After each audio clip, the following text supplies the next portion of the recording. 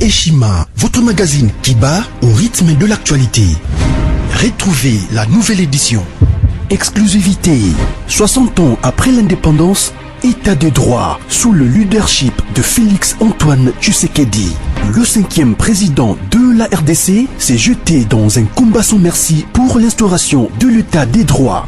Contre vents et marées, Fachi Béton décide d'en finir avec une politique d'impunité. Félix Antoine Tshisekedi, porte-étendard d'un avenir radieux pour la RDC, un plan quinquennal largement tourné vers l'amélioration de la situation globale des Congolais. La gratuité de l'enseignement de base, l'amélioration des relations diplomatiques, la sacralisation du Conseil des ministres, l'indépendance de la justice, le redressement de la RDC, focus Haut-Katanga. Le gouverneur Jacques Kiaboula construit les routes du Haut-Katanga pour relever le défi du social et du développement. Le but est d'inonder Lubumbashi et les autres centres urbains de produits agricoles tout en baissant leur prix. D'un territoire à un autre, Jacques Kiaboula déploie énergie, volonté dans l'exercice de sa fonction. Découverte, nommé directeur général, Barnabé Mouakadi veut rendre la DGI plus performante. Dossier Eshima, l'église s'éloigne du milieu du village. Interview, porteur d'espoir dans la lutte contre Covid-19, grâce à l'Artemisia, le docteur Jérôme Mouniangui juge son expérience en RDC. Nation Covid-19. Le ministre de la Santé Eteni Longondo fait une mise au point sur la gestion de la prise en charge des malades. Loi des finances publiques 2020. Le VPM Jambo de Mayo atteint ses objectifs. Économie, jusqu'où ira les francs congolais? Culture, les tétélas, tradition et histoire. Retrouvez l'intégralité du magazine Eshima dans les kiosques. Eshima Magazine, un nouveau standard d'information. Congo, partout dans le monde, en tout cas plaisir que Babino et Belé, Libosa, poste télévision, la même pour Nabiso, Nanzela, Bassango ya Congo, chez Nabine, Informa Camino, actualité, Yambo Canabiso, Nayongo, le format de resolution sur le sujet actualité politique, Nayongo, Nayambé, une fois de plus, moi, Namboka, Jenny, Kanina, Tobé, Tane, Masolé, Tali politique, sans plus tarder, n'a pas Simbo, t'es invité dans du jour, monsieur Jenny Kanina. Bonjour. Bonjour, Nabam de Cognos, Bazol, Nabiso. Na moment oyo tozana esengo monene ya koya lisusu korépondre na invitation pona korépondre na bosenga ya bakongolais nyonso baolanda biso partout dans le monde, Paris, Londres, Washington, Ngwanzu, partout bosako. Moi, Namboka Jenny Kanina, vraiment, tout côté vraiment la actualité, tout le monde bongo, l'équipe, tout le monde conversation, moi quand ils allaient na réseaux sociaux, tout le monde a vraiment ancien ministre de la communication et médias Lambert Mende au Malanga, que Solana moi quand il y a député, il vraiment guerre entre FCC Nakash, prise il y a contrôle, il y a cour constitutionnel. Quand moi cour constitutionnelle est censé kozala apolitique, mais comme il a na obédience, il y a un regroupement politique. Merci Ndeko Grachela pour la question. Il faut que nous avons deux forces politiques en présence. Il y a une force où ils ont posé un changement et parce que peuple souffrance est moins mingi, ils souffrir makasi. Okomona mutu alati veste ndenge alati boye, mais en réalité pasi na pasi. C'est-à-dire kofuta courant pasi, kofuta mai pasi, kofuta ndako pasi, kozwa transport pasi, nyonso pasi. Alors eza na ba politique oyo ba moni que il faut makambo changer parce que pendant que bato bazo souffrir, population doit souffrir, il y a des gens au bango bazana nzombo, il y a des millions, il y a des milliards au bazo tout est lango tout le bazo ça nango ba fier, bazo bisabino ndenge basomba ba sac moko na $5,000. Donc arrogance moko boye na kati ya Congo, na kati ya bato moko boye soki baza 300 soki pe 500 na Congo oyo bazo dondwa. mais mbongo bazodondwa nango eza mbongo oyo ezouta na mabele ya Congo, ezouta na mutoki ya ba Congolais, mais bango bazodondwa nango na ba famille na bango na bana na bango na basi na ba makambo. Mais certains autres Congolais pensent qu'il est temps ya que makambo échanger, c'est-à-dire battre en place ba institution eux ko profiter na tous les Congolais. Mais pendant ce temps ba Congolais wana mususu o bazako se retrouver bazaki na ba entreprise basala bacha ba libanais liboso bacha ba indien liboso bacha ba chinois liboso batu wana bazo penser que moi makambo changer zate possibilité bango bakokoya pour eux bazali sous aux affaires te lelo ba déjà ba mpiaker ba déjà na kati ya souffrance. Alors ba mususu siko bazo tala na niveau ba institution. Qu'est-ce qui s'est passé? Le président de la République à la kaki ba Congolais il y a commis à Congo local l'Allemagne. Ok. Et cela passe par un changement où il faut qu'on ait un domaine belé, notamment dans la armée, dans la justice et puis dans la fonction publique. Wana ezaba levier misatu oyo mokonza mboka azotalela pour que social ya Congolais est bon. Parce que quel que soit le président oyo akoya na Congo lelo azala Martin Fayulu, azala Jean-Pierre Bemba, azala Moïse Katumbi, azala Jean-Marc Kabund, azala Augustin Kabuya, ezala nani bakocha président na mboko lelo, il faut passer par la réforme na niveau ya makambo misatu natangi na lobby armée, na lobby justice, na lobby fonction publique. Makambo na misatu soki to komi na niveau ya ko bongisango social à Congolais bongi. Pourquoi nazolo ba bongo? Soko keneti na bandeko baza na est ya mboka. Souffrance au bazan nango lelo c'est dû à quoi? C'est parce que vous avez des généraux. Eux bazo travailler pas pour l'intérêt à Congo mais pour leurs propres intérêts. C'est-à-dire que les généraux wana bazo travailler groupe armé mo boyebe tami. Bango bazo financer groupe armé wana. Bazo pesa bambongo, bazo pesa arme, bazo pesa ba tenue militaire, kaka tenue oyo na FRDC wana. L'air bango ba okota na village, population en kanisme te ba soudan na biso ba kota nzoka nde banguna. Il travaille en connivence avec certains généraux. Alors Mokonza Mboka ce qu'il a fait est que d'abord a multiplié le nombre de militaires na est ya Mboka parce que vous avez des territoires oyo soko kotiboé militaires azate policiers azate. A bakisi d'abord nombre à doubler nombre de militaires qu'on a na est. De deux, d'un côté il y a armée toujours balancer recrutement na kati ya FRDC pour na former ba officier ya sika. On a une vision de défendre l'intérêt du peuple congolais. Il y a que défendre le territoire national. Bazo recruter bango dans plusieurs provinces. Bazo tinda bango na Kananga. Na Kananga isika ba formaka ba officier militaire na mboka na biso na EFO Kananga.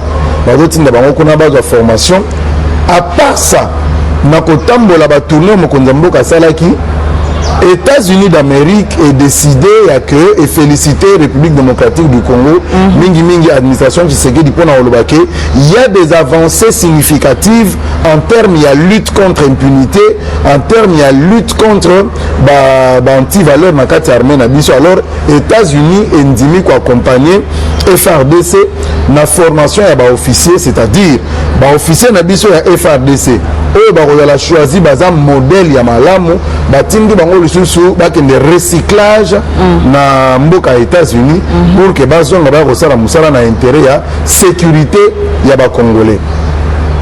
Na côté ya justice boyebi keza na bato belé moi mboka jenika ni na kato malubate est-ce que vraiment na est parce que ba massacre zo continuer na armée plus que ba infiltration kota ba ngunya ba kota na armée na biso siko est-ce que moi vous êtes chef de l'état c'est la identification na armée ba côté est kuna oyeba que soldat o aza infiltré o vraiment za ngunya ta kota est-ce que moi ezate? Oui, identification est un possible. Mais la plus grande question aujourd'hui est la réforme, c'est-à-dire qu'on crée Mibeko Yassika, qu'on crée la structure Yassika, qu'on crée le cadre Yassika, la gestion, il y a armée, c'est-à-dire Sodanyoso azana est yamboka. Il faut identifier parce que fictif baza ébélé, non du marana compte à l'État, à trésor public, mais et ça la musala il y a l'état. La grande question de l'on a est Yamboka est la réforme. Parce que identification, il y a la force combattante, c'est l'une des parties, il y a réforme, il y a armée Nabiso. Il faut, lorsqu'on parle de l'armée, tout le monde a Belé Zanakati. C'est vrai qu'on va identifier les éléments au Bazana Est Yamboka.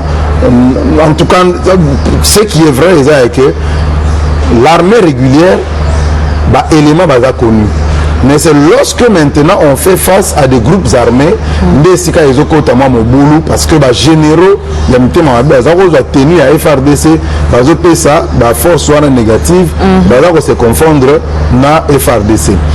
Actuellement, il faut dire que fréquence est diminuée. Par rapport à est diminuée, mais silité. Donc la question sécuritaire se pose encore avec acuité dans l'est du Congo. Donc j'ai parlé de 3 piliers Oyo, il faut qu'on réforme pour que le peuple congolais se retrouve. Il y a d'abord l'armée, ça c'est du point de vue la sécurité. Et maintenant du point de vue de la justice, vous avez Batouana ya Kalao Nazao Lobawana Bandoki Bandeke, Bandeko FCC. Oyo Bazalaki Nakati Masolo. Il y a économie à Mboka bakanga tout pour eux. Nous sommes pour na bango. Ba industrie nous soit Congo comme qui a bango na bana na bango na basi na bango. Bazo ba libanais ba tia liboso ba indien ba chinois ba tia liboso. Mais maintenant il se pose un problème, il y a que batouana ba comme qui on dirait ba tout puissant. C'est que ce que ça na makambu na ye ba meko ningisa ye na ko benga général. Oka indien a benga le général puis général pe aye. Chinois a benga le général pe général aye. Yo Congolais mais il a raison, on a travaillé à chinois dans nani bakangi battu na boloko chinois au dombo na ye. Alors maintenant laisse que mon kondiambo katali que il faut réformer justice. Ameki ko bouger moi muke ndo yo ki question na yo réaction ya ndeko Lambert Mende oyo babenga ki na kingakati pas Kabila. Autorité morale. Le problème que nous avons aujourd'hui dans Congo, c'est M. Joseph Kabila. Ndeko Félix Tshisekedi Abenga qui est partenaire et alternance. Il lui faisait foi. Azaï a apprécié confiance à nous. Tendeko a sali mutema malamu yake tokende na alternance pacifique atika pouvoir na malembe a apprécié confiance à Benga partenaire et alternance. C'est-à-dire yende mutu oyo andimi kotika pouvoir pour que ngai nazo pouvoir. C'est un partenaire et alternance parce qu'il faut que gérer maintenant pouvoir ensemble comme Azwaki majorité na niveau ya parlement. Alors bandeko mende siko logique na bango na bandeko nyonso ya bandeke bandoki bandeko ya FCC logique na bango eza que ba se maintenir ba contrôler pouvoir judiciaire justice à mboka ndozo kana kati ya audio wana azoloba que ndenge nini nga siko ba interpeller nga kuna parce que soki to perdre ba juge wana siko to kosuka ndenge nini. Et moi je voudrais vous rappeler la vidéo il y a Obé Minako parce que baza na logique ya que il ne faut pas to céder justice pour ce qui justice est kei ba kocha biso maboko ministre moko ya kala lelo yaza mandataire PCA na kati entreprise moko azobisa moninga na moko journaliste bi mais yebisa baninga na bino na batika makelele wana bazocha webi teke soki justice na keka ndenge ezokende wana biso bakolokota biso lokwa bambinzo on peut nous ramasser à tout moment. Donc lelo yo bandeke bandeko ya FCC leur problème est que soki kaka justice est vendue bakotia bango maboko oh bangoika sanji oh banani tout ce monde là bakotia bango maboko lokwa bambinzo na justice à solo justice indépendante libre bakotia bango maboko comment bakomi kumisa ke bakomi ba millionnaire que te sont ba sac de main ba sac à main pardon il y a $5,000 américains donc bino bosombaka sac à main ya $5,000 américains alors que na mbujima ikote beuti kuna bato bazo nyo koma bazo souffrir kolia ezate comme les ate classe ezate hôpital ezate yozo mikumisa na tata na bino ndenge oza capable de somba sac ya $5,000 américains. Vraiment. Donc cette arrogance là c'est dû à quoi? C'est dû au fait que bazala qui n'appareil judiciaire na maboko na bango soki oke funda ye abengi ka magistrat boye dossier lali ba yon droit ayant droit na Congo et comme qui bango. Mais il est temps, nous disons que l'ère du changement est arrivée. L'ère du changement est commis, moteur a s'opposer à changement. Changement est commis à terre et vous allez voir. Moi je vous dis, bon quand la émission au moins il battu sur les gars qui va défiler qui n'a procès à Vital Kamerhe. Bateau nous sur Baocha Bamabo. La Bitakuira. On a tangi comment moutouté, mais moutou non sur Monaïka Kalekaki. Oh yo Monaki, na procès à Vital Kamerhe. Alekaki, oh aya ko témoigner. Yeba ke bado chai maboko place neza na makala. Pour moi je comprends que Kamerhe cause la yemo côté na prison tilelo. Vraiment. Kamerhe cause la yemo côté. Ma pouvoir à Félix Tshisekedi, Kamerhe cause la yemo ko ayibi mbongo parce que ça muyibi. Ah, tu le vas clamer innocence na moi. Aza muyibi mama. Vital Kamerhe ayibi mbongo ba congolais, aza muyibi, aza criminel. Vital Kamerhe aza criminel. Bon procès on appelle Naïza pour rien. Maman, il y aura rien là-bas, aza criminel. Mais yo c'est pas la mouta yibi mo. On dirait que c'est pas la maman. Oh là c'est pas la même. C'est un criminel. Pour la moni mouta sali procès on appelle. Mais ba congolais nous so qui n'a pas soutenir Vital Kamerhe. D'abord baza ba pas si le roi ngai. Na biso na bango ba pas. Vital Kamerhe alembonga ba congolais. Mais vous avez certains congolais manipulés par les Congolais qui va se retrouver si ma Kamerhe ou ba liembongo na Kamerhe ba li ba million na Kamerhe mais bango ba bengi bango ba kosi bango na 2000 francs ba kosi bango na 2000 francs ba marché na balabala na moni maman moko alongoli lamba tikali soutien libanda pour la Vital Kamerhe en plus balancer sous marche pour le 21 au moni marche wana bato ba kotambola ti ba kolemba. Parce que nous disons que dans l'état de droit où il il ne faudrait pas que tout le monde ait mis la libanda. Déjà, les Mibi sont la libanda, kanda. Mukonjambo ka pesa na kanda nazo mona miyibi ba otambola atiki bango libre azo pesa na kanda mwana mboka Jenika Nina to sikala kana dossier Kamerhe to moni bongo na manifestation ya FCC ya PPRD to moni vraiment 80 membres ya INC ba intégré parti politique au PPRD plutôt PPRD et comme ici bateau donc ni balongo na ngambo INC belé bongo vraiment adhésion massive bongo ya bande ko INC na PPRD est-ce que complètement besoin na simana te bongo ça ini so bato ya INC balongo na INC bake na PPRD balongo na INC ya Vital Kamerhe ndeko Vital Kamerhe asala musala na ndeko Kabila non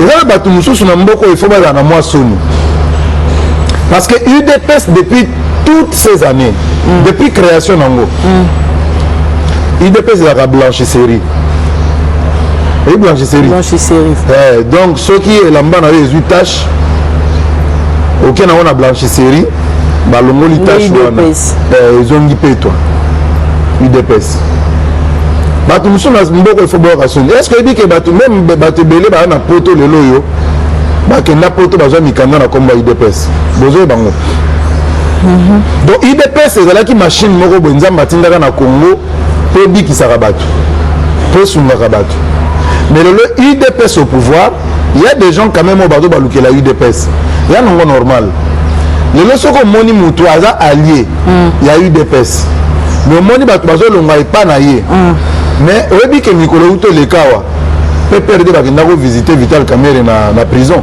Oui, tout le monde qui coordinateur ya FCC Némi Moulanya ko visiter Vital Kamerhe. On les moment basé sur la comploter contre chef de l'État. Moi to commenter mingi ezate mais ba Congolais ba omonaka ke bon FCC partenaire ya Félix Tshisekedi UNC partenaire à Félix Tshisekedi mais FCC a kotala Vital Kamerhe na prison et puis l'air bazongi balamoko babando bima na UNC kazokota na PPRD bosiko tolo banini na sobolaka na bandoki bandeko ya PPRD te mwene ba ezate mais yo lokola ozaka losona bandeko mulanya okotuna ndeko mulanya ndenge nini esalami ke yo ke otali ndeko Vital Kamerhe mbala moko olie bato balongwa na PPRD bakende kokota na UNC baokela Vital Kamerhe mawa ndenge azolia vungule mais ezali ke siko bato bazolongwa na UNC ya Vital Kamerhe bakomi na coalition te boye bon wana toyebi nanu te mais maman congolais il faut ayeba lelo ke problème toza nango eza Joseph Kabila parce que naza koloba ke UDPS eza blanchisserie peuple congolais aza na confiance na UDPS mais le président de la République a eu confiance à PC Joseph Kabila pour que Makila ait engagé na Congo, pour que alternance et salama na kimia, transfert à pouvoir et salama na kimia, wana et salami. Mais ngana le bakango toujours les lokola bana Israël na kati na mboka Égypte. Leur pharaon a décidé que bon, te libérer bango bakende. Bana Israël bakomo bima. Baninga ya pharaon, ba ko bisa mais mokonzo sala erreur. Fallait pas libérer peuple wana. Bana ba osa misala. Tosuka wapi? Pharaon yoki bongo méchant. Abino tokanga bango to na ba tokanga bango. Abandi ko landa bango. Suka na ezaki nini? Mer rouge. Ndenge tozoke na Congo boye. Grachela noté émission oyo. Suka ya bato na ya sumusika te. Suka ya bandoki bandeke bandeko ya FCC. Eza sumusika te. Ba eyongwa. Suka na bango eza musika te kala te suka na bango ezokoka. Est-ce que Hollandi mukanda oyo ba sénateur américain bakomi balobi il faut to encourager Ndeko Tshisekedi na musala azosala. Exact. Faut to encourager, il faut to soutenir. Basengi na administration Trump ba soutenir ba effort ya mwana mboka Félix Tshisekedi. Maman, il faut qu'on ait du bon côté de l'histoire. Ça je le dis et je le répète, il faut qu'on ait du bon côté de l'histoire. Du bon côté de l'histoire, la gisi nini cause à la côté à peuple. Ce qu'on a côté à peuple, au moins a lobby. Moi, Namboka Ngoïka Sanja lobby vraiment déguerpissement, ils allaient vraiment politique. Car l'opinion est un peu ça qui est en détenu, puis on va qu'il y ait un Bible lobby, Fimbu et Bongina Mukongwa Zoba. Bon, est-ce que Ngoïka Sanja Zoba n'a habité? Mais Bible lobby qui est Fimbu et Bongina Mukongwa Nani, il y a Zoba. Bon, est-ce que Ngoïka Sanja Zoba en trois wana n'a habité? Mais n'a habité que Bible lobby, Fimbu et Bongina Mukongwa Zoba. C'est qu'on a une Fimbu, moi, bon, si on se dit que Kassanji, ou bien Kassanji la gisini, Kamwa Radio Amuke. Kassanji la gisini Kamwa Radio Amuke. Voilà na langue. Alors, si on se qui est Aza Zoba n'a habité. Ce qui paye Azu Fimbu n'a habité, mais Bible lobby avec Fimbu et Bongina Mukongwa Zoba. Comment moi nani ya moi si ko ça la propos bon envers première dame de la République, est-ce que c'est normal? Mais bon, à déplacer langage ceux qui Fimbu et Bongina Mukongwa Zoba, ceux qui Zoba aboti mwana na ozandeni. Bon, na habité bandeko ba Hollande peut-être ba ko répondre parce que tozo mo la té maman Denise ayo lukani na dossier ya mwana mboka Gabriel Moki et puis ngokasela na ebisio soki mutaza mayele arobota mwana ya mayele nkoyi abotaka nkoyi soki muta mayele arobota mwana mayele soki mwana aza mayele akosala makambo ya bato ya mayele mais soki yo tata oza zoba robota mwana soit akozala zoba soit akozala kizengi. Bon soki suko oboti mwana aza zoba ou bien aza kizengi akosala makambo banani akosala makambo soit ya bazoba soit ya bizengi. Donc wana eza ba principe ya vie eza ba principe ya vie. Donc wana ko condamner mutu moko te ko condamner justice te parce qu'à un moment donné justice osala musala nango. Mais ngana zo lancer message kaka moko vraiment na lancer message et pas ya Maman Olive. Okay. Nous avons un respect pour la maman Olive. C'est vrai que pendant règne naïe, elle a caractérisé na kokunda ba Congolais. Pendant règne naïe, akunda ba Congolais ma mingi, ceux qui a Congolais a kufi koto aki akundi. Wana azaki ayebana ki mingi na côté wana. Côté okende okunda bibembe. Donc ceux qui a que non côté Congolais a kufi, aki rapidement vite fait ba Congolais. Oui, ça ko aider ba Congolais. pour talaka ba famille à Congo mbongo ezate loko ezate il faut quand même que ceux qui bato bazo kufa pour gouvernement bazaki nango pouvoir bazaki nango ezako sunga ba congolais te ceux congolais kufa il faut vite fait ko kundaye et côté na zaki moi makasi mais si quoi ezate côté mususu ngala linga senga ye et côté à respect ya bon maman côté on a personne à sala moi makasi pour moi neti moninga na ye moni mwana ngo ikasanga bien ça moninga mama Olivier ma française akana eloko mo balobaka qui s'assemble se ressemble ou qui se ressemble s'assemble donc ceux qui batu bazalaka zalaka ba okokana bon ye mwana mwasi pour nga na ebaki te nga na ebaki nanga te toyoki nde pa mwana mwasi azoloba ke ye na mama Olive baza penza babetaka kati baza penza ba proche na mama Olive donc il appartient sikoyo na mama Olive pour moi je crois que maman Olive a camarade maye il ne faut recadrer que ba ebise que première dame basakana kana été parce que première dame a symbole ya basi nyonso ya Congo na ya maman Olive pe na kati surtout que netika za na problème depuis ka pour makambo to moni vraiment première dame ya lukani na kati soki yango na ebisio papa mayele abotaka mwana mayele papa mayele abotaka mwana mayele mais maman Olive aza muto ya mayele aza muto ya bwanya mais le quoi batangie na buzoba moi je crois que il faut ça quelque chose mais n'habite sur la cosa la ndenge mais il faut ça quelque chose pour batangie na makambu ya buzoba congolais no samoni ke batangie na kati ya buzoba parce que wana eza makambo buzoba.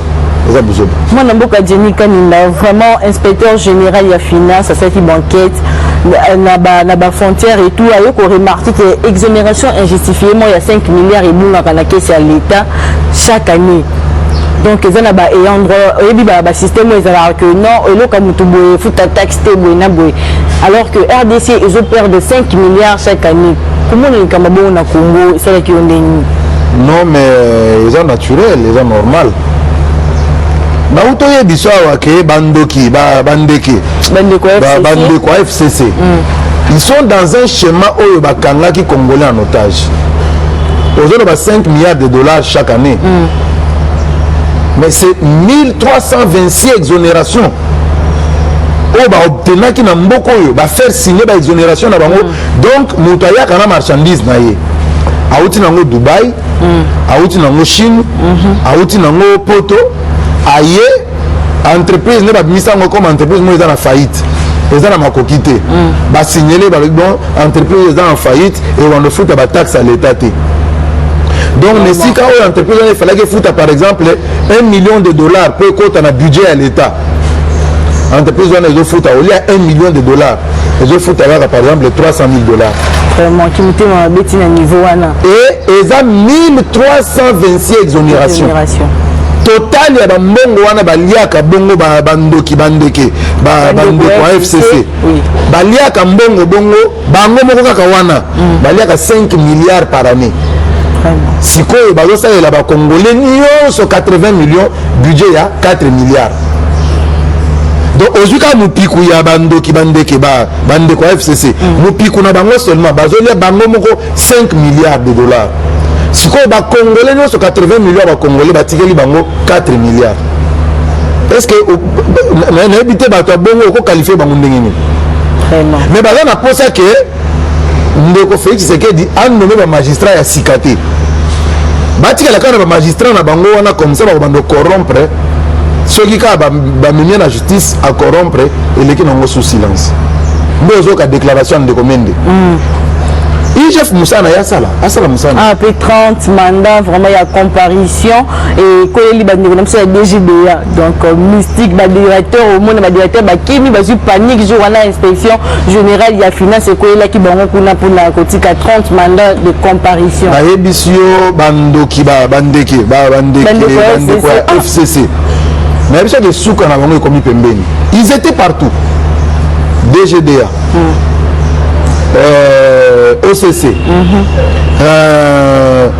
Bejerad, partout là-bas, ezalaki bango. C'est-à-dire que mbongo ya Congo et comment qui nango mbongo ya club moko boye ba partager na bango ba kaboy na bango.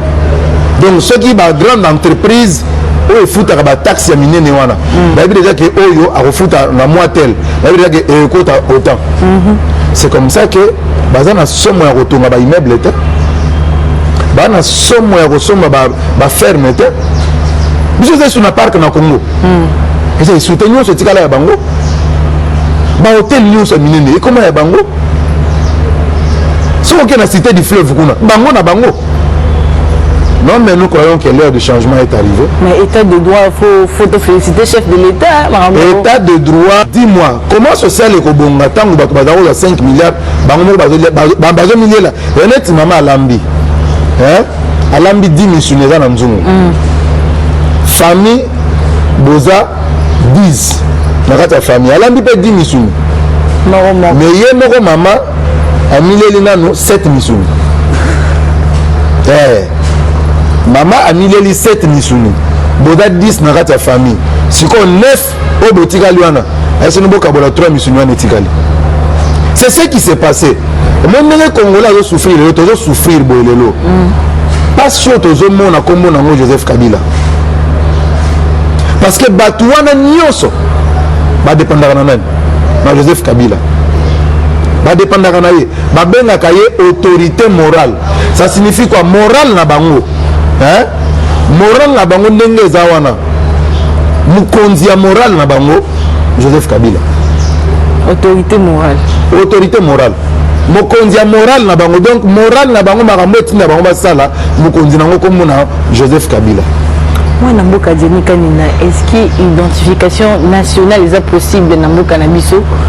Un jour to comme appelle na ba carte mais ezaka na époque ya Mobutu. L'impossible n'est pas facile. Ici. Mais tout le monde cette identification est combien d'années? Combien de mois? Combien de temps? Combien de temps? Maman, pour identifier les Congolais, c'est d'abord une question, il y a un moyen et puis il y a volonté. Volonté, est-ce oui ou non? Volonté, est-ce moyen, est-ce oui ou non? Moyen, est-ce dans le FCC? Dans le FCC. Bah moyen ils ont beaucoup à FCC. Est-ce qu'ils ont partagé avec que en 2023 vraiment élection est causalité? Maman, élection ou pas élection, il faut nous bando qui quoi FCC. Bah tu vas on a beaucoup de élection daté 2023 bali makamwa été bali identification qu'on soit 2 mois 3 mois. Bah moi le on n'a pas ça élection. Bah c'est qui biso que le président reste en fonction non? C'est la constitution qui le dit. Mais bien sûr, vous avez une élection. Mais une élection, il y a malonga. Élection, il y a malam. Vous voyez que la diaspora va exclure par Kabila, va voter pendant toutes les élections où il est. Bande ko la diaspora va voter raté. Moi, na botama ti lelo. Alors, on a 30 ans, mais à voter na nouté. À voter na nouté na vie. Moussou Péazan a 40 ans, mais tu as voté dans le Congo. Kabila a payé ça à voter. Pourquoi? On a recensement et salamate, tu as évité combien? Oh, tu as évité de voter dans le Bon, si tu as une élection, il y a Bongo. Est-ce qu'il y a aujourd'hui dans le Konabiso, il y a diaspora, il y a prêt à qu'il y ait une élection, il va voter les soutes. Il y a droit à diriger le Congo. C'est ça la vraie question qu'il faut se poser. Or, le Félix Tshisekedi dit volonté naïe, il faut qu'on identifie les Congolais combien va voter. C'est ça la question. Bon, recensement, il y a vraiment 10 ans recensement. Jamais. Il y a 10 ans. En une année, on peut faire le recensement. En une année, on peut faire le recensement, madame. Parce que, comment expliquer que le président Fatik a en fonction de 2030, les autres, Obama, par-ci, par-là? Identification, méchant. Parce que c'est une unité qui s'est bango, il faut que ça soit bon. D'accord. Il faut que les mawa. Nous comprenons que on dirait qu'il y a un FCC. Non, jamais. Parce que nous avons l'esprit que la bango mawa, il faut comprendre. La question, ils ont population. Mutu a privé yo vie. Comment on a mawa mutuana? On a dit que la génération m'a sacrifié. Ce qu'aujourd'hui, série 7. Comme c'est la série 7. Bon, on a nous, tout le monde a série 6. Bah, il y a un abisso, série 6. Aujourd'hui, bisso, série 7. Aujourd'hui, série 8. Série 9. Série 20. Mais c'est des générations sacrifiées. Génération sacrifiée. Est-ce que yo ebi voyage? Bon, on a eu des journalistes au voyage. Mais est-ce que yo ebi voyage?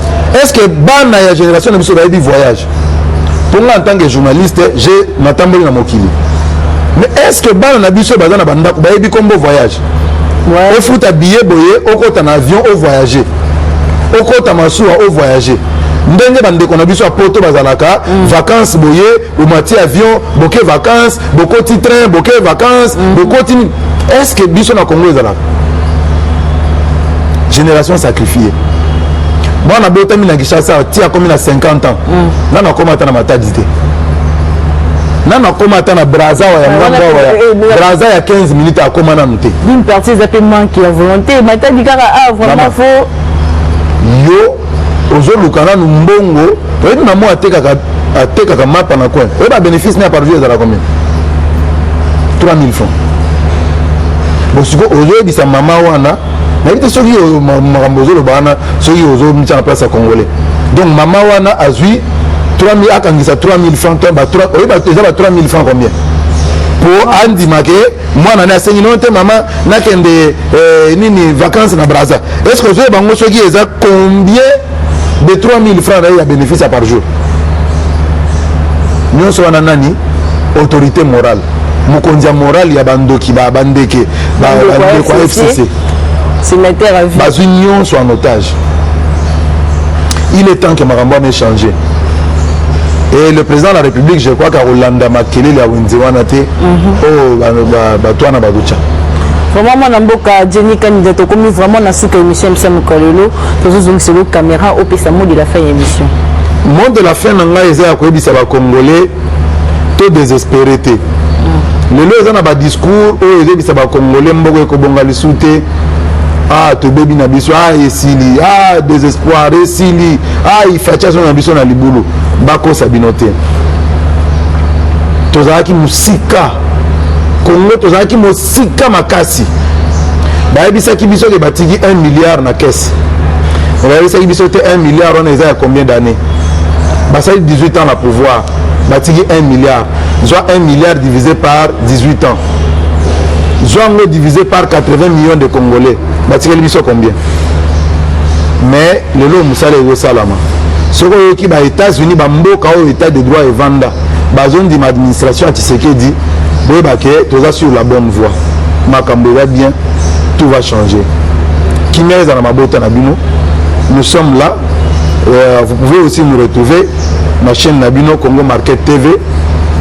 Numéro Nabiso à téléphone Ezali, WhatsApp, plus 243 97 1516. Voilà, Ezalaki moi Namboka Jenny Kanila, Zali Bongo, journaliste et analyste comme Gaï. Merci de nous avoir suivis et restez branchés sur notre chaîne YouTube, Rumeur de Kinshasa. Merci à Serge Mora qui était derrière la caméra. On se retrouve très prochainement.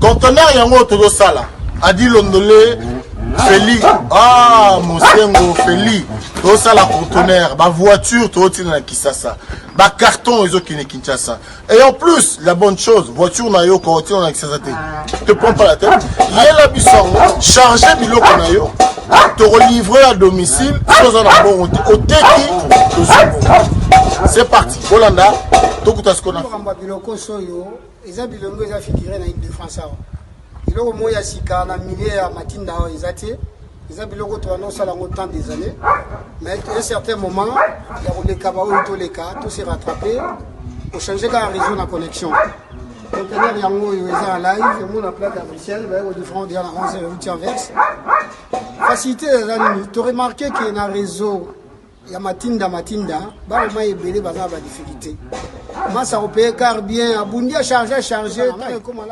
masa na car a chargé à 207 na ekendaka ti Aux en car na voiture chaba biloko sinakati ki narrative. Oye to sali ba papier, to sali 30%. Voiture est comme na Congo, on a frétant on a conteneur, tant a oté kanga na teki, na longo li fret na ngana pourcentage. Yo ju le reste na yo. Ça dit que c'est une